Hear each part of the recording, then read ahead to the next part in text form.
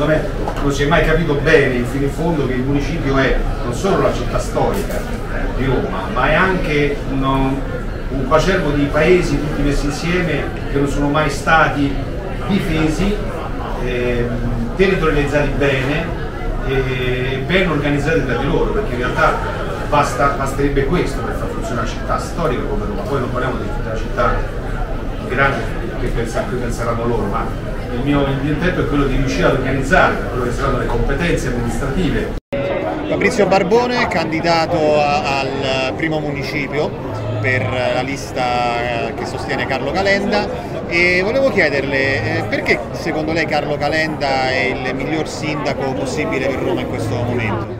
Beh, perché ha innanzitutto l'amore per la città, indifferenziata rispetto ad altri candidati, e lo ha sempre detto dal primo momento che è sceso in campo, lo fa per il bene di Roma, lo fa per dare un'organizzazione che non è mai stata data in realtà in tutti questi anni, per ridare una vision diversa, per cercare di ricreare quella che è innanzitutto quello che è la storia, la parte storica, e di ridistribuire poi in meglio per il futuro quella che è l'innovazione tecnologica in una città che è già meravigliosa di suo, senza pensare che se veramente si facesse poco e bene la città già splenderebbe. Quindi in realtà c'è solo da lavorare, fare le cose, avere idee e riuscire a realizzarle. E non ci vuole tanto, basterebbe un po' di impegno in più di quello che è stato fatto fino ad oggi. Ok, e quali saranno le primissime cose, diciamo le prime 3 cose che farà una volta eletto al Consiglio Municipale? Allora, io innanzitutto ho fatto un programma molto dettagliato rispetto a quello che è già il programma di Calenda